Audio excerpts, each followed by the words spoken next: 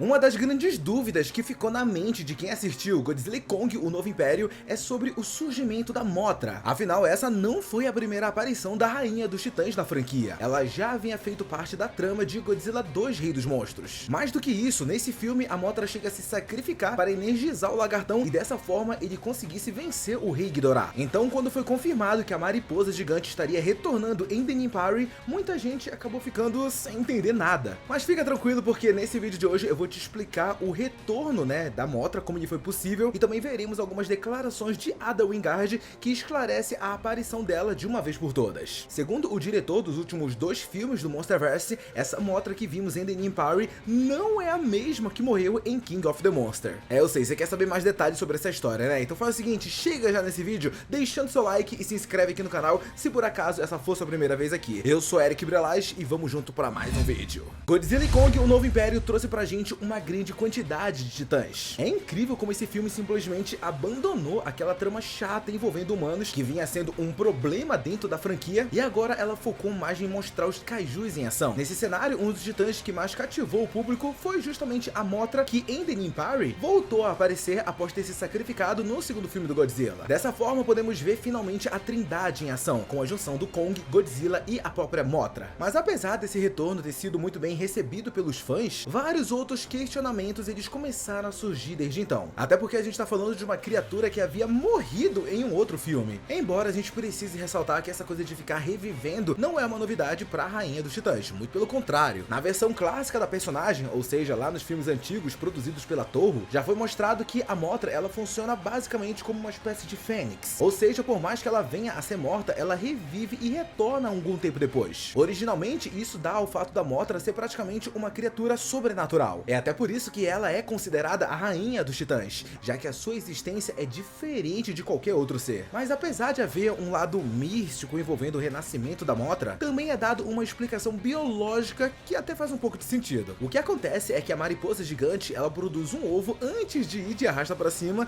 e assim a consciência dela passa para sua herdeira. Então, por mais que o seu corpo físico deixe de existir, as memórias da Mothra são transferidas para esse novo titã que nasce dentro daquele ovo. Dá até pra gente comparar com o que rola lá no anime Dragon Ball. Pra quem não tá ligado, um dos grandes vilões da trama é um alienígena conhecido como Piccolo Daimao, e em determinado momento ele acaba sendo derrotado pelo protagonista da história, o nosso querido Goku. Porém, pouco antes de morrer, o vilão ele consegue atirar um ovo saindo da sua boca, e assim a sua consciência é transferida para aquele novo personagem que vai nascer, que é o Piccolo que a gente acompanha durante todo o resto do anime. E aí lá no anime a gente vê esse novo Piccolo ele dando prosseguimento aos planos malignos daquele que tinha gerado ele. Tá, mas agora no caso da Mothra original da Toho, acontece basicamente a mesma coisa, com a diferença de que não fica muito claro em que momento ela produz esse ovo, de onde a mesma poderá renascer no futuro. Inclusive em Godzilla 2, Rei dos Monstros, a gente tem indícios de que a Mothra da Legendary também poderia passar por esse processo. Eu tô dizendo isso, pessoal, porque durante os créditos finais é mostrado uma reportagem aonde revela pra gente que a Monarca havia encontrado um novo casulo da Mothra. Então muitos fãs ligaram isso ao que eles já sabiam a respeito da personagem, e a conclusão lógica é que a Rainha dos Titãs continuaria vivo e retornaria em algum momento no futuro. Porém, desde que surgiram os primeiros trailers com cenas da Mothra em The Nimpari,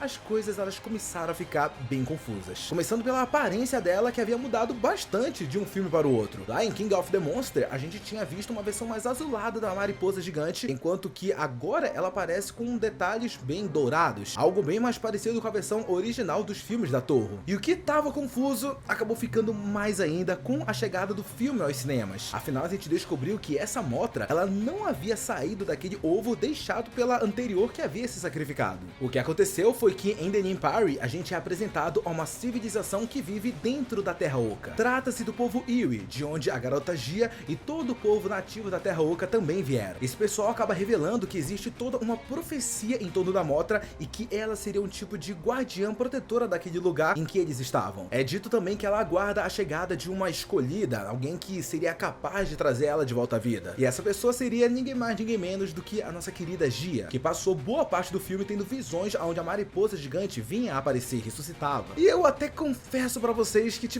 eu não gostei tanto desse caminho que o filme seguiu pra explicar esse retorno da Mothra. Pra mim seria bem melhor se eles tivessem usado aquele ovo que foi mostrado lá em Godzilla 2 pra trazer a Mothra de volta à vida. Vamos combinar que seria uma forma muito mais simples, faria muito mais sentido, além de ser a forma original que a Mothra revive nos filmes da Toho. Sem falar que a Gia também possui uma ligação muito forte com Kong, então agora, do nada, ela ter também uma ligação, uma certa importância com outros titãs, é muito do nada, sabe? Mas também é verdade que não seria tão simples usar em The Nymphari aquele ovo deixado pela Mothra lá no outro filme. Até porque aquele casulo, onde a Mothra deveria renascer, foi encontrado pela Monarca na superfície. E aqui em Godzilla e Kong, o Novo Império, eles precisam que a Mothra renascesse dentro da Terra Oca, até para ela ter esse papel de protetora do povo Willy e todo aquele ambiente voltar a ser deles. Sendo assim, a Mothra que aparece em The Nymphari, ela não é a mesma que se sacrificou em King of the Monster. E quem confirma isso pra gente é o próprio diretor dos filmes da franquia. É isso aí, gente. Pra você que não tá ligado, recentemente a gente teve o lançamento do artbook oficial de Godzilla e Kong The Nymphari. Nesse material é apresentado várias artes conceituais que serviram como base para as cenas que a gente vê dentro do filme, mas também há muitas declarações de pessoas envolvidas na produção desse longa. Uma dessas falas é justamente do Adam Wingard a respeito da Mothra que aparece em The Nymphari. O diretor tenta esclarecer aos fãs quem é essa personagem e qual é a diferença dela para a Mothra que vimos se sacrificando lá no outro filme. Se liga só nas palavras que ele disse sobre esse assunto, abre aspas. Essa é essencialmente a mãe da Mothra. Os ovos que foram colocados na superfície foram postos por essa versão da Mothra de Godzilla e Kong, o Novo Império. Este filme estabelece que ela é a protetora dos caminhos para a superfície, que são os vórtices. Então, teoricamente, esse titã tem acesso aos vórtices e põe ovos na superfície, como vimos em King of the Monster. Ela é a original, fecha aspas. Basicamente, o que o Adam Wingard quis dizer com essa declaração é que aquela Mothra que a gente viu lá no segundo filme do Godzilla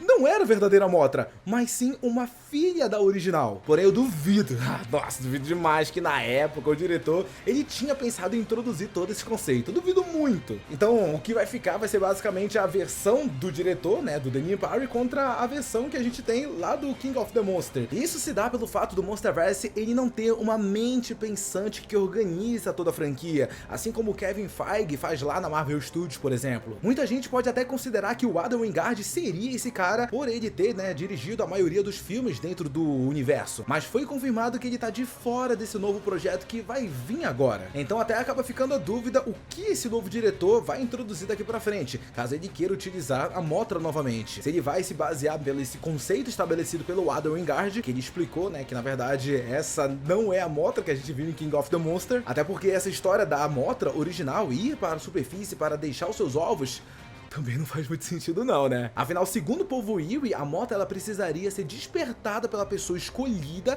da profecia deles. Então fica confuso saber em que momento a Rainha dos Titãs poderia ter gerado um ovo que daria vida à Mothra que se sacrificou lá no segundo filme do Godzilla. Se ela estava adormecida antes da aparição da Gia, como é que a Mothra original fez tudo isso? E será que aquele ovo mostrado em uma reportagem nos créditos finais de King of the Monster foi gerado pela Mothra daquele mesmo filme ou foi por essa que a gente conheceu em The Nymphari? Se a gente parar pra pensar, seguindo a lógica do que disse o Adam Wingard, a gente poderia ter até mais de uma Mothra existindo ao mesmo tempo. Olha que doideira! Pra isso acontecer, basta que a principal espalhe seus ovos e assim gere outras versões dela mesma. De qualquer forma, vamos esperar pra ver se a Mothra ela vai aparecer em futuras produções do Monstroverso e assim a gente tem uma resposta definitiva sobre isso. Mas agora, pessoal, eu quero saber a opinião de vocês sobre tudo isso que a gente conversou nesse vídeo de hoje. Gostou de saber como foi esse surgimento da Mothra em The Nymphari? Acha que a declaração do Adam Wingard é a verdade definitiva para essa história? Ou você prefere que seja daquela versão clássica que a gente já conhece da Mothra? Esse ressurgimento, esse renascimento dela fosse da versão que a gente viu lá nos filmes antigos da Toho? Deixa todas as suas opiniões sobre isso aqui no campo dos comentários que eu quero muito saber. Muito obrigado de verdade a você que acompanha esse vídeo até aqui. Não sai dele antes de deixar seu like e se inscrever no canal.